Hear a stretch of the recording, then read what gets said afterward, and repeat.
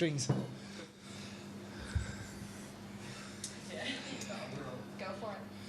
Scott, how's it feel to be through that last four? Tired is the way I'd describe it, but sensational, to be honest, and really proud of the fact that we were challenged by a really good footy side with pressure, the way they moved the footy, their belief in what they do with their systems, and then we were able to come through in the end. And those games of footy are ones that can go either way. And fortunately today, with our a little bit of good luck as well. There's no doubt that we had a bit of good luck, but I thought the girls after halftime really responded with their intensity and effort, and that's what got us through. Did you watch the last 90 seconds? Yeah. You sort of put the pen away and... We did. With about 50 seconds to go, Laura Kane said to me, we can't do anything now. We train for scenarios like that, and you've really just got to let your leaders run it on the field. And the pleasing thing was I can't actually wait to go back and watch behind the goals, because the amount of communication we had to set things up and lead the way on field is what you're relying on in that situation. It's, from a coaching perspective, it's out of your hands. How heartening was that to hear today? Because obviously you guys hadn't played under these conditions before with no crowd, but geez, they were loud. Yeah. That must give you great confidence, because I think we all know that the next few weeks are probably going to be the same. Yeah, correct. And we mentioned that before the game, that we need to create our own environment, whether it's the trainers, the physios, people on the bench. If you're in a rotation, everyone on the ground needs to be loud and almost supporting our cause. And you form your own little community, and hopefully we did the club proud, and the supporters are pretty pleased watching it on their couches. What's it mean to be through, to win a final, get through to the next week? I know it's been a bit heartbreak in recent years. Yep. We also mentioned that too before the game. That was something that we mentioned just before we ran out, that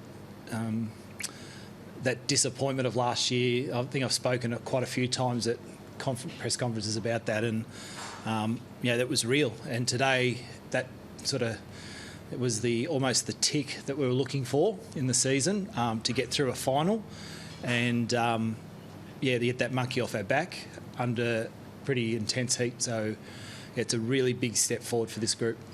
Were you struggling to work out where best to use Emma King? Looks like you're trying to move around a bit.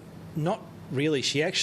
We actually had a set rotation with her. It's a lot of clubs will have a set rotation where they'll pick 2 or 3 rucks or 2 or 3 talls and go that way. She's actually involved strangely enough, through what we call our rotator position on the ground, which can be a wing mid-forward type thing. And then she's got another ruck in the rotation as well. But the rotation may look confusing, but it's actually not. It's actually something that's pre-planned and something we set up deliberately to allow Emma King to find a little bit more space. How do you go about managing the next days, weeks? I mean, it's an incredibly anxious time for everybody. Would you be ready to cram games in a few days' time just to get it done? Where are you at? Yeah, I think so. We haven't spoken about it. From a high performance perspective, that'd be the way, or the only one that I think they'd probably say you'd need a certain amount of days. But again, we have our main sessions on Wednesdays, so I would imagine by Wednesday you're ready to go again. It is what it is. It's these times are really tough for everybody, and I just think the AFL are doing the best they possibly can in a really difficult situation, and it's frustrating from an admin point of view for everyone, but we're all in the same boat. The pleasing thing was I just know in a few of the conversations I've had with people outside the club that are in other clubs that you've just got to run with it. You've got to accept it and make the best of it. And we look at it as an opportunity, and we took the opportunity today, and hopefully, whether it's Wednesday, Thursday, Friday, whatever it might be next week, if it's next weekend, fine too, but you just take it moment by moment. We'll find out basically if we're training Monday night, and if there is a game next week. It's one of those situations you've just got to see what happens and be guided by the people in the right places with it. It seems silly talking about importance when it comes to footy, as you say, in this environment a sense that it's important to get a premier, no matter how we do it? Yeah, I think so. I wouldn't be a fan of stopping it now and then coming back, say, in October. But if it had to, it had to. But my preference would be, even if we didn't get another game, if they somehow came up with a premier based on the results from this weekend, if whatever it is, it is. But I think my preference would be to finish it however it finishes from now. If we get the next 2 weeks in, great. That's fantastic. And if not, I'll support whatever decision they come up with.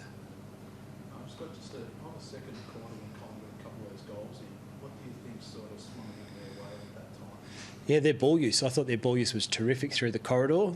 They hit up, they hit up shorts very well. And it's no secret amongst my players that Chloe Malloy is one of my favourite footballers on earth. She's a superstar. And she got hold of us a little bit in that period of time as well. And not so much where she dominated, but she created a lot of space. She's so clever. And yeah, I just think their outside ball use with Steph Chiocci in particular as well. They had a period where we had to make a few changes and nullify that a little bit, and we tried to squash the space a little bit so that those short kicks were more risky. And once we started to create the turnovers, we were able to then get our ball movement going on the outside. And it's one of those ones, it's a little bit like chess, really. You're trying to suck the opposition into the corridor a little bit more to almost give you what you want, which is the outside options. But yeah, it is Russian roulette, and for a little while there, they were well positioned to get momentum and go on with it. Mia King, she returned to the field? Yeah, she's fine. Yeah, no problem at all. She's a tough little thing. No, but she's 100% fine. Just got a knock. We didn't get any injuries out of the game. If Chloe's one of your favourite players, what are you thinking when she's lining up for a set shot, 90 seconds left? I'm not thinking I like her that much. No, I thought she would have kicked it. I think if we went back out there now, she'd probably kick it 8 or 9 times out of 10. But she shouldn't hold any fears of favour with that. Well, that happens to all of us, and she played a sensational game, and yeah, she can hold her head really, really high as a footballer and as a person in this football community. Watch on your couch tomorrow? Yes. Yeah, no choice. No, I'll be on the couch. I'm going to try and get this game reviewed and done maybe tonight, early tomorrow morning, then sit down and have a really good look. Yeah, it'll be I actually can't pick a winner. We do a tipping competition, and I still haven't picked that game. I can't decide, so I'll have to do that tonight. No worries. Thanks, guys. Who's winning the tipping? Nathan Horvath's reading it. So, yeah. Right. Yeah. Surprising. How's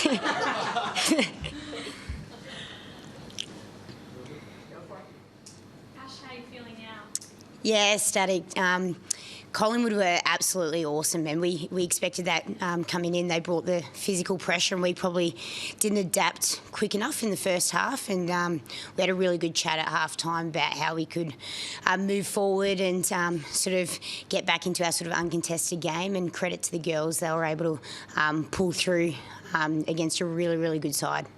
Where were you when Chloe lined up for that goal? I was in the goal square, and I thought I can do nothing from here, so I was absolutely panicked. I played with Chloe at Diamond Creek, and she's an outstanding person and an outstanding player, and I thought she had it, and I was very worried because if she had kicked it, I didn't know how long we'd have to try and get it back the other way, so I thought it was nearly done and dusted there, probably. Did you have some tolls on the line, and who's doing the organising down there in the goal square as opposed lining up? Yeah, so I think we had Kingy down there at that point, and then Jazzy, although she's not the tallest player, she certainly is amazing aerially as well. So we had a few down there to cover it if it fell short like it did.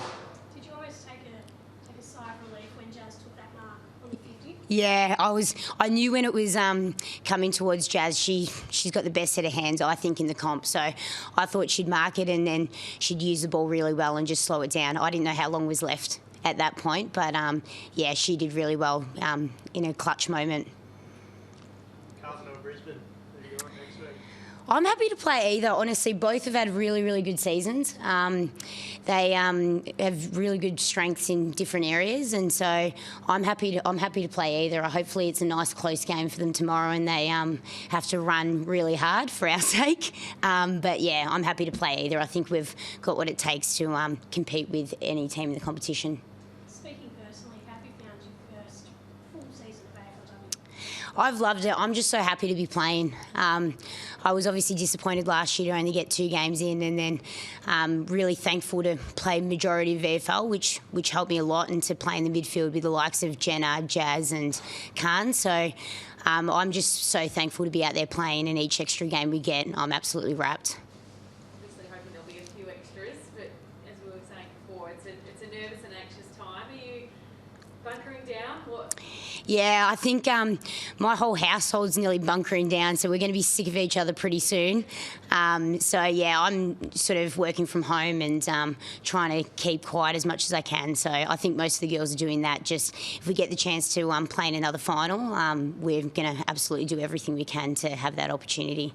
What's the talk like amongst the players? Are you happy to be playing at the moment, comfortable to be playing and all this business that's going on? Yeah, absolutely. I think all the girls are really, really happy to be playing. I guess we're in a pretty difficult position where we've sort of got until our contracts are done in April to get the season out, compared to the boys where they've got probably a little bit more flexibility in how they operate. So we're so thankful to be playing, and as long as it's safe to do so, we're happy to keep playing, and hopefully, yeah, we can get a result at the end of the day. What was it like on the siren to actually get over that line? Oh, relief, I think. Yeah, we were super excited, but yeah, probably overwhelming relief on that siren, I think. Thanks so much. Beautiful. Thanks, guys.